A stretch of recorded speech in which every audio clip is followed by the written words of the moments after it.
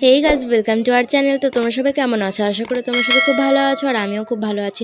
চলে এলাম নতুন একটা ব্লগ ভিডিও নিয়ে। আজকের ভিডিওটা পুরোটাই অন্যরকম। আমি হচ্ছে কি একটু মেকআপ করছি আমার এই বোনটার ওপর। তো এই বোনটা দেখো, প্রথমে আমি চুলটা বেঁধে নিয়েছি। এগুলো কিন্তু সব আমি ইউটিউব দেখে শিখেছি। চুলটা প্রথমে খোপা করে নেওয়ার পরে যে বেনুনি করে নিয়েছি, বেনুনি করে কিন্তু এদিকটা আমি মানে ক্লিপ দিয়ে লাগিয়ে দিচ্ছি। আর ও কিন্তু মানে বাড়ি থেকে এসেছিলো এই ড্রেসটা পরে। ও মানে কোনো কথা ছিল না যে সাজবো, ও এসেছিলো এমনি। আমার ভাইয়ের বান্ধবী হয়, একটুখানি ভাইয়ের সাথে দেখা করতে এসেছিলো। তো এবার আমি ওকে বললাম যে তুই বস, একটুখানি তোকে মেকআপ করে দিই। বলছে যে তুমি পারো? আমি বললাম যে পারি না, কিন্তু যেটুকু পারি সেটুকু তোকে করে দেবো। তো আমার মানে ফাউন্ডেশন তো গায়ের শেড কালার অনুযায়ী নিতে হয়।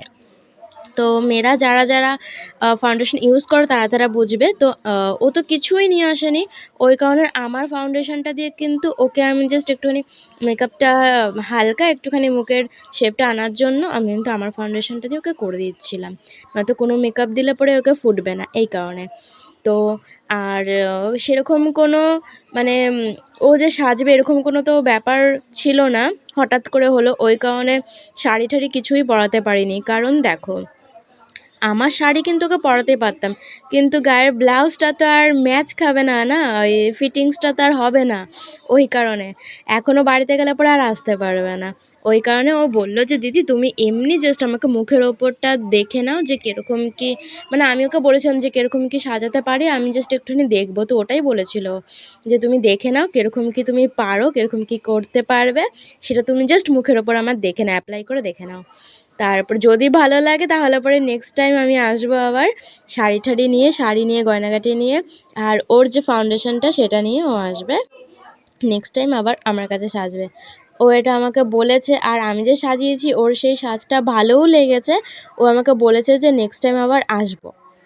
তো একটুখানি পড়া ঠরা ছুটি ছুটি থাকলে পরে তখন ও আসবে আমার কাছে সাজবে। তো আমি কিন্তু আইব্রোটা কিন্তু নিজেরও করতে পারতাম না, তাই লোকেরটা করতেও কিন্তু ভয় পেতাম। এই ফার্স্ট টাইম কিন্তু আমি ওরটা করছি। আমি তাই হালকার মধ্যে করার চেষ্টা করেছি, যে আমি তো খুব একটা সেরকম পারি না। যদি কালো হয়ে যায়, যদি দেখতে খারাপ লাগে, আর যদি ঘেটে ফেটে যায়, ওই ভয়ে কিন্তু আমি খুব একটা বেশি কালার কিন্তু দিইনি আইব্রোতে, মানে বেশি কিন্তু আঁকিনি। তো দেন হালকার মধ্যে ছেড়ে দিয়েছি। আর যা করেছি সব হালকার মধ্যে, ভয়ে ভয়ে যে পারবো কি পারবো না, এটা আবার ভিডিও করছি, তোমরা দেখবে। তারপরে এই কারণে ভয়েও অনেকটা করেছি, অনেকটা বুঝতেও পেরেছি আমি ওর প্রতি। এটা আমার ফার্স্ট এক্সপিরিয়েন্স। তো যাই হোক, দেখি কতটা কি হয়, তোমরাও দেখো। আর আমার মনে হলো যে এখানে এখানে একটুখানি কম ছিল, ওখানে ওখানে একটুখানি বেশি দেওয়া হয়েছিল, এটা আমিও নিজে রিয়েলাইজ করতে পেরেছি। তো নেক্সট টাইম যখন ওর ওপর আমি এই মানে আবার মেকআপটা করব, আশা করি তখন অনেকটা ইমপ্রুভ করব। আর আমি কিন্তু সাজাতে ভালোবাসি, সাজতেও ভালোবাসি। তো এই কারণে আমার খুব ইচ্ছে হয়েছিল যে কাউকে একটা সাজাবো। তো ওকে আর হ্যাঁ, আগেও আমার পাশের বাড়ি একটা বোনকে আমি সাজিয়েছিলাম। তো তাই ওকে ভাবলাম যে অনেক বছর বাদে ওকেও সাজাই। আর এখানে দেখো গোলাপ ফুল নিয়ে এসছে ভাই দুটো। আমি ওকে বলেছিলাম কি বড় বড় গোলাপ ফুল নিয়ে আসতে, ফুলের পাপড়িগুলো দিয়ে ওর খোপাটা করব আমি। তো ভাই ছোট ছোট দুটো গোলাপ ফুল নিয়ে এসছে, আর এই বোনটা বলছে যে গোলাপ ফুলগুলো ছিঁড়ে ফেলবে দিদি। তো কিছু করার নেই, ছিঁড়তেই হবে। আর এইবার কিন্তু অনেক ভুল হয়েছে। আর এই দেখো গোলাপ ফুলের পাপড়িগুলোতে ভাইকে বলেছি ক্লিপগুলোকে সেট কর, অর্ধেক করে দেখো ফোন ঘাঁটতে বসে পড়েছে। যাই হোক, গোলাপ ফুলের পাপড়িগুলো কিন্তু আরও বড় দরকার ছিল। এর পরের বার কিন্তু আরও বড় গোলাপের পাপড়ি জোগাড় করব। তারপরে কিন্তু চুল সেটিং যে স্প্রেটা, ওটাও কিন্তু আমার ছিল না, এরপর আমারও নিয়ে আসতে হবে। তো যাই হোক, দেখো যেই মেকআপগুলো পরপর দিচ্ছি, এগুলো কিন্তু পুরোটাই আমি ইউটিউব থেকে দেখে শিখেছি। আর আমিও যে মেকআপ করি নিজের মুখে, তোমরা দেখো, তোমাদেরকে অনেকবার দেখিয়েছি, যারা আমার ভিডিও ফলো করো তারা কিন্তু দেখতে পাবে যে আমিও কিন্তু যেই জিনিসগুলো অ্যাপ্লাই করি সেই জিনিসগুলোই কিন্তু ওকে অ্যাপ্লাই করছি ওর ফেসে। এবার দেখো ফাউন্ডেশনটার জন্য না বেশি মুখটা কিন্তু ফোটেনি। হুম, কারণ শেড নাম্বার একটা থাকে, যেটা আমার শেড নাম্বার সেটা ওর শেডের সাথে কিন্তু ম্যাচ করছে না। ফাউন্ডেশনটাতেই কিন্তু মুখটা একটুখানি চেঞ্জ করে দেয়। আর তারপরে যেগুলো আমি দিচ্ছি, এই যে আইশ্যাডো, এগুলো তো পরের কথা, এগুলো তো জাস্ট মানে এগুলো তো আইটাই চেঞ্জ করে। বাট যতটুকু পেরেছি, আমি তো আর সেরকম কোনো প্রফেশনাল আর্টিস্ট নই, যেরকম একটুখানি আমার ইচ্ছে ছিল আর কি। আর দেখো, ও কিন্তু আইব্রু করে না, ও আইব্রু করে না বলে কিন্তু আমার আইব্রুটা করতে একটুখানি সমস্যা হয়েছিল। তাও ঠিক আছে, আমিও নতুন আর ও আইব্রু করে না, দুটো মিলিয়ে ম্যানেজ করে নিয়েছি আর কি, যেরকম পেরেছি। কিন্তু হ্যাঁ, একটা কথা বলবো, ভূত সাজাইনি, সাজিয়েছি যথেষ্ট সুন্দর সাজিয়েছি, কোনো রকম সাজিয়েছি, কিন্তু ভূত সাজাইনি। ভূতের মতন কিন্তু দেখতে লাগছিল না ওকে। তোমরা কিন্তু দেখবে পুরো ভিডিওটা। আর হ্যাঁ, লাস্ট ফিনিশিংয়ে যেটা ও করলো আমি তোমাদেরকে দেখাবো পুরো ভিডিওটাই। আমার কাছে না কার্লার ছিল না, তো কার্লার ছিল না বলে আমি গ্যাসের মধ্যে সাঁড়াশি গরম করে ওর চুলটা একটু কালার করতে গেছি।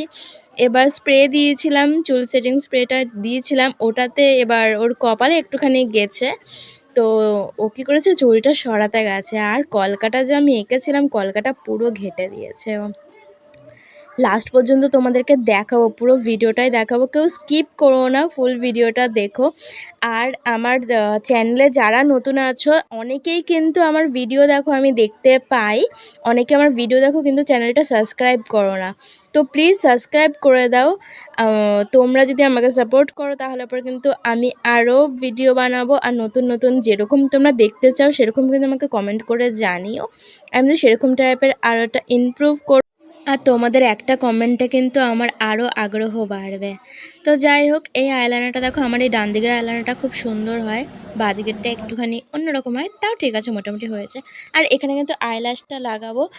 আর আইল্যাশটা কি, আইল্যাশের মধ্যে যদি আমি আঠাটা দিই তো বারবার করে খুলে যায়, এর জন্য চোখের পাতার মধ্যে আমি আইল্যাশটা মানে আইল্যাশের আঠাটা দিয়ে দিচ্ছি, তারপরে আইল্যাশটা আমি লাগিয়ে দেবো।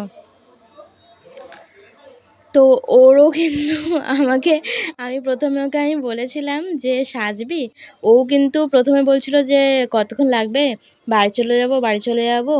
তারপরে যে আমি বললাম যে বিয়ের মেকআপ করে দেবো তোকে, ব্যাস ও নাচতে নাচতে বসে পড়লো, ও খুব খুশি হয়েছে, হ্যাঁ হ্যাঁ সাজবো সাজবো এরকম করে, ওরও বেশ ভালো লাগছিলো সাজতে। তারপরে দেখো, এখানে কিন্তু ওর আমি মাস্কারাটা লাগিয়ে দিচ্ছি, না আইল্যাশের ওপরে মাস্কারাটা লাগিয়ে দিচ্ছি। এরপর আমার ভাইয়ের কাণ্ড দেখো, আসলে মেকআপ করতে গেলে পরে না অনেকটা আলোর প্রয়োজন হয়, কোথায় কি মানে কমতি রয়েছে সেগুলো কিন্তু বোঝা যায়। তারপরে মাকেও একবার ডাকলাম যে দেখো তো মা, ওর আইব্রোটা কেমন হয়েছে আর চোখটা আঁকা কেমন হয়েছে। মা বললো যে মোটামুটি ভালোই হয়েছে। তো মা এক ঝলক দেখে গেল। যে ওকে আমি সাজাচ্ছি, আর এই যে আমার ভাই লাইট ধরে বসে আছে, টাকা একটুখানি।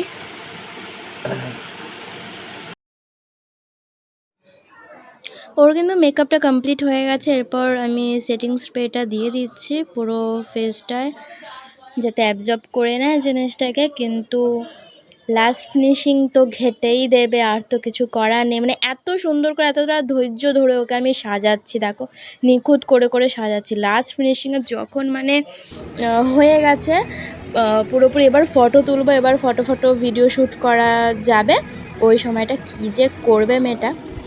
যাই হোক, দেখো এবার কিন্তু আমি কলকাটা করা শুরু করে দিয়েছি। প্রথমে কিন্তু এই যে হোয়াইট কালার যে পেনটা, এরকম কিন্তু একটা পেন কিনতে পাওয়া যায়, হোয়াইট কালারের পেন।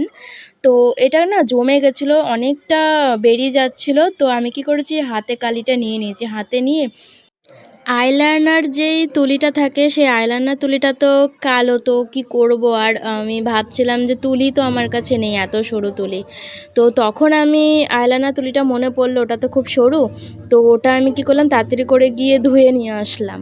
তো ধুয়ে নিয়ে আসার পরে আইলাইনার তুলি দিয়ে আমি কালিটা, দেখো ওই যে হাতে যে নিয়েছিলাম সাদা কালার কালিটা, তো ওটা দিয়ে আমি করে দিচ্ছি। এটা কিন্তু কোনো ফেব্রিক না, সরি, এটা কিন্তু কোনো ফেব্রিক কালার নয়, এটা শুধুমাত্র একটা মানে পেনের কালি, সাদা কালারে কিনতে পাওয়া যায় লাইব্রেরিতে। ওই 20-25 টাকার মতন, 20-25 টাকা না, কত যেন নিয়েছিল, ওই 40 টাকা না 50 টাকার মতন দাম নিয়েছিল আই থিঙ্ক।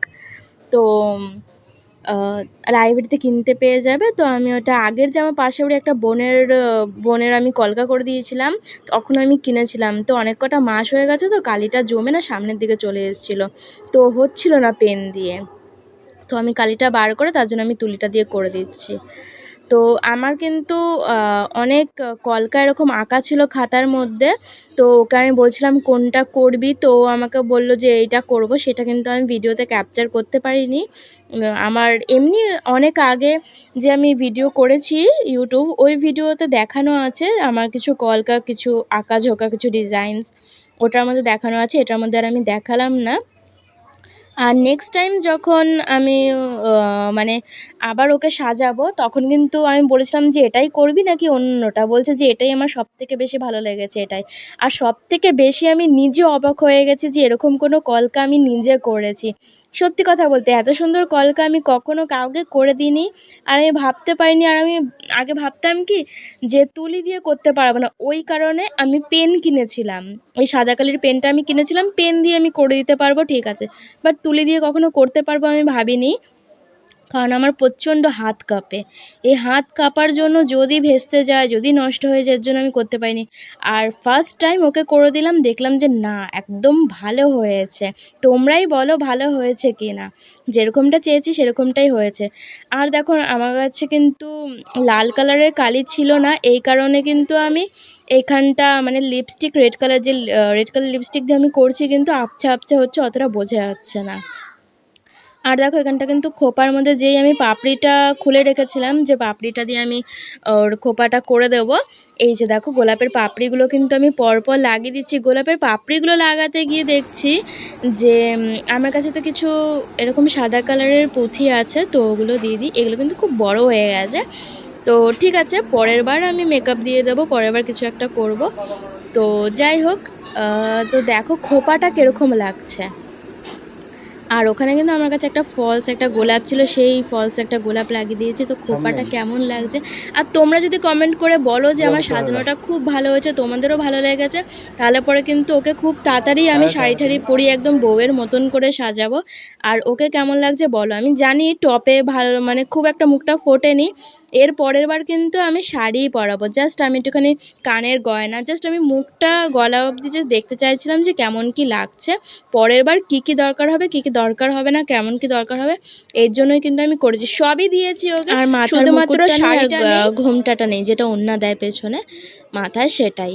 মুকুটটা আমার কাছে ছিল, আমি পরাইনি ইচ্ছে করেই, কারণ হচ্ছে গিয়ে এই সাজে মুকুটটা পরালে পরে একদম ভালো লাগবে না, ওই কারণে পরাইনি। আর এই যে হচ্ছে গিয়ে মেন জায়গাটা, যেইখানটা হচ্ছে গিয়ে আমি শাঁসিটা গরম করে আমি ওর চুলটাকে কালার করতে গেছিলাম। তো পুরো ভিডিওটা দেখো তোমরা, কিন্তু পুরোটা না দেখলে পরে কেউ বুঝতে পারবে না। তো দেখো এই যে আমি শাঁসিটা গরম করছি, এটা কিন্তু আগে আমি নিজের চুলেও করেছিলাম একবার, তার জন্য আমি ওর চুলে করছি। তো দেখো আমি তো পুরোটাই ঠিকঠাক করেছি, আমি যে ভয়ে ভয়ে কাজটা করছিলাম যদি ভেস্তে না যায়, যদি কিছু গড়বড় না হয়ে যায়। ওর যে মেকআপটা করেছি, তারপরে চোখটা যে আমি এঁকেছি, চোখ যাতে নষ্ট না হয়ে যায়, মানে মেকআপটা যাতে নষ্ট না হয়ে যায়, তারপরে যে কলকাটা করে দিচ্ছি সেটা যাতে নষ্ট না হয়ে যায়, সব জায়গা খেয়াল রেখে করেছি। তারপরে চুলটাও আমি নিজের ওপর আগে অ্যাপ্লাই করেছি, তার ওপর কিন্তু ওর ওপর আমি করছি যে হ্যাঁ সারসে দিয়ে এরকম করলে পরে হবে। আর আমার পাশের বাড়ি একটা পিসির কাছে এই হেয়ার স্প্রেটা ছিল, ওনার কাছ থেকে আমি চাইলাম যে হেয়ার স্প্রেটা একটুখানি দাও যাতে এটা অনেকক্ষণ থাকে। তো ওই কারণে আমি এটাও চেয়ে নিয়ে আসলাম। লাস্ট ফিনিশিং দেখো, এই যে আমি স্প্রেটা এখন ওর চুলে আমি করছি, দেখো এই লক্সটা যদি আমি করতে একটুখানি তো কপালে লাগবেই, তাই না। তো এই যে কপালে লাগলো, এরপর দেখো ও যে ঠিক করতে গেল, ব্যাস এই যে ঘেটে দেবে, এই যে ব্যাস ঘেটে দিল। দেখো লাস্ট ফিনিশিং আমি মানে এটাই ফাইনাল টাচ ছিল আমার। পরেই ওর ভিডিও শ্যুট করা হবে, ফটো শ্যুট করা হবে, ব্যাস আর কি করব, এর হয়ে গেল। যাই হোক কিছু করার নেই। তো চলো গাছরা, বাই বাই, ভিডিওটা আমি এখানেই শেষ করছি। দেখা হচ্ছে নেক্সট একটা ভিডিওতে। কমেন্ট করে জানিও মেকআপটা কেমন লাগলো।